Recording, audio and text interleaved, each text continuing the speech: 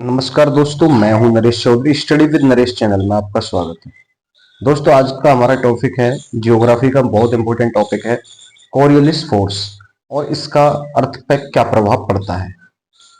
तो दोस्तों, video start करने से पहले सबसे पहले हम कोरियोलिस फोर्स की डेफिनेशन के साथ में स्टार्ट करेंगे कि कोरियोलिस फोर्स की एक्चुअल में जो फैक्चुअल डेफिनेशन है वो होती क्या है। तो कोरियोलिस फोर्स की जो डेफिनेशन है वो है Coriolis force the force which is produced due to the rotation of earth। जो अर्थ के रोटेशन की वजह से अपनी एक्सिस पे अर्थ रोटेट करती है, उस रोटेशन की वजह से एक फोर्स प्रोड्यूस होता है, उसको हम बोलते हैं कोरियोलिस फोर्स। दोस्तों, हमें पता है कि जो अर्थ का जो रोटेशन है ये इधर ईस्ट है, ये वेस्ट है। ये अर्थ जो है वेस्ट टू ईस्ट डायरेक्शन में, कहने के लिए ये एंटी क्लॉकवाइज घूमती है। इसकी वजह से जो भी चीजें यहाँ पे अर्थ पे होती हैं उन पे एक फोर्स प्रोड्यूस करती हैं, उस फोर्स का नाम ही कोरियोलिस फोर्स दिया गया है। एक्चुअल में कोरियोलिस फोर्स एक जर्मन जियोग्राफर थे, उनके नाम पे रखा गया है।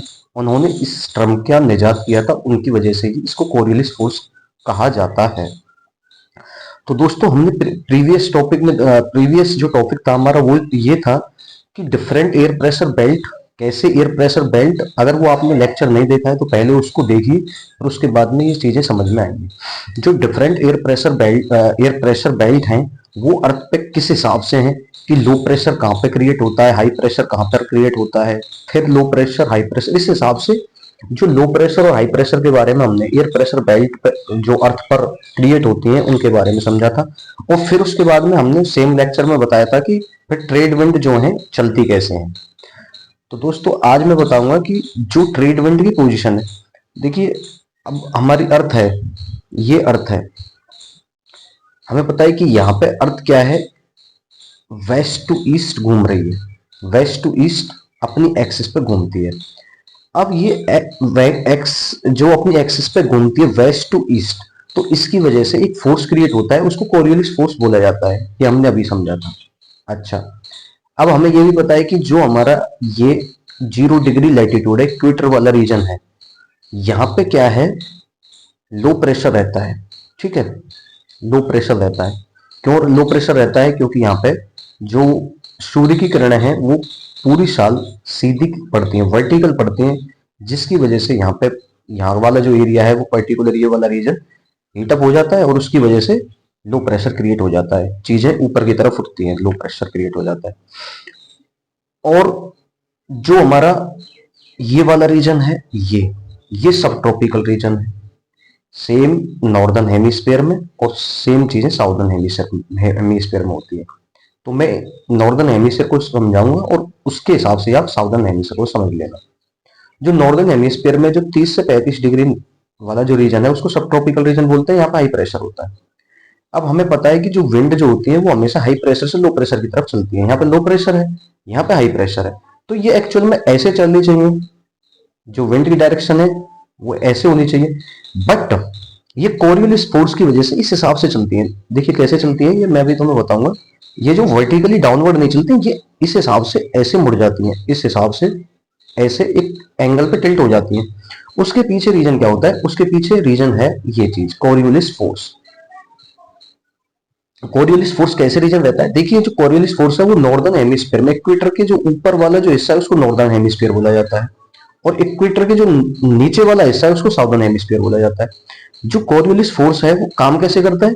जो नॉर्दर्न हेमिस्फीयर में जो भी ऑब्जेक्ट आएंगे, जो भी चीजें आएंगी, चाहे वो ट्रेड विंड है, चाहे ट्रॉपिकल साइक्लोन्स है, उन सब में जो एयर की पोजीशन है ना वो राइट डायरेक्शन में उनको टिल्ट करेंगे।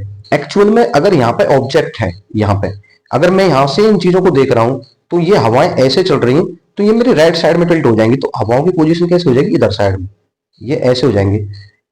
मतलब जो चीजें एकदम सीधी चलनी चाहिए थी, मतलब वर्टिकली डाउनवर्ड चलनी चाहिए थी, और लेकिन ये कैसे हो जाती है? इस हिसाब से हो जाती है। This is just because of Coriolis force. जो कोरियोलिस फोर्स किसकी वजह से प्रोड्यूस हुआ है? अर्थ के रोटेशन की वजह से। हमें पता है अर्थ जो है वेस्ट टू ईस्ट डायरेक्शन में रोटेट करती है, जिसकी वजह से एक स्पेशल फोर्स प्रोड्यूस होता है, उसको हम कोरियोलिस फोर्स बोलते हैं। इस फोर्स की वजह से, और ये फोर्स जो है नॉर्दर्न हेमिस्फीयर में राइट साइड में चीजों को टिल्ट कर देता है और साउदर्न हेमिस्फीयर में लेफ्ट साइड में टिल्ट कर देता है। ठीक है, तो ये सारी चीजें कोरियोलिस फोर्स की वजह से होती है। और इसके बारे में थोड़ा सा और समझने की कोशिश करेंगे। जो कोरियोलिस फोर्स है ये ट्रेड विंड पे किस हिसाब से कार्य करता है। देखिए, ये हमारा जो डायग्राम बना हुआ है, इस डायग्राम में यही सारी चीजें ये थोड़े थोड़े एंगल पे टिल्ट है। अब देखिए, ये जो वाला रीजन है ये इक्वेटर के साउथ वाला रीजन है। यहां से जो ट्रेड विंड है वो हाई प्रेशर से लो प्रेशर की तरफ चल रही है, ऐसे चलनी चाहिए। बट मैंने बताया था कि साउदर्न हेमिस्फीयर में ये सारी चीजें क्या है, जो हमारा कोरियोलिस फोर्स है वो लेफ्ट साइड में चीजों को टिल्ट कर देता है, तो ये इस हिसाब से चलने लग जाती हैं, लेफ्ट साइड में टिल्ट हो जाती है। अच्छा, कोरियोलिस फोर्स को समझने के लिए मैं आपको एक एग्जांपल और दूंगा कैसे काम करता है कोरियोलिस फोर्स। आपने जो छोटे बच्चे होते हैं, ये वाला इस हिसाब से मैरी गो राउंड रहता है जिसमें ये सारी चीजें रहती हैं। ये ऐसे बच्चों के लिए कुर्सियां लगी रहती है ना मैरी गो राउंड में। ये इसमें क्या होता है, एक बच्चा यहाँ पे बैठा है और एक बच्चा यहाँ पे बैठा है। ये ए बच्चा है, ये बी बच्चा है और ये सी बच्चा है। अभी मैंने इस मैरी गो राउंड को, ये स्टैटिक पोजीशन में है, अभी मैंने इसको घुमाया नहीं है। ठीक है, तो ये अगर बच्चे के हाथ में एक बॉल है और ये इसको बॉल को फेंकता है, तो इसके पास में ये बॉल सीधी चली जाती है, सीधी इसके पास में जाएगी, ए से बी के पास में ये बॉल सीधी चली जाएगी। ठीक है, अगर मैं जैसे हमारी अर्थ वेस्ट टू ईस्ट घूमती है, वेस्ट टू ईस्ट, अगर मैं इसको इस हिसाब से ही घुमाना शुरू करता हूं, मैरी गो राउंड को इस हिसाब से घुमाना शुरू करता हूं, अगर ये बच्चा ए वाला जो बच्चा है, ये ए अगर बॉल बी को बॉल फेंकेगा तो ये बॉल ऐसे सीधी न जाके एक एंगल पे इधर ऐसे इस हिसाब से ऐसे टर्न मार जाएगी। जो सीधी जानी चाहिए थी वो ऐसे टर्न मार जाएगी जब मैं इसको रोटेट कर रहा हूं। ये सारी कंडीशन कब हो रही है, जब मैं इसको रोटेट कर रहा हूं। ठीक है, तो जो कोरियोलिस फोर्स है, ये सारी चीजें हैं, ये कोरियोलिस फोर्स की वजह से हो रही थी। ये जो बॉल यहां से ए से बॉल बी के पास में जानी चाहिए थी सीधी, लेकिन जब मैंने इसको रोटेट किया तो ये बॉल ऐसे ना जाके पहले ही ऐसे टर्न मार गई। This is just because of this is because of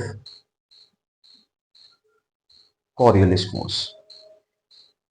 दोस्तों, ये बहुत इंपॉर्टेंट टॉपिक था और जियोग्राफी से रिलेटेड इस प्रकार से ही जो इंपॉर्टेंट टॉपिक्स हैं हम उन पे वीडियो लाते रहेंगे। अगर ये आपको वीडियो पसंद आई है तो हमारे चैनल को सब्सक्राइब कीजिए और वीडियो को लाइक कीजिए। Thank you very much for discussing.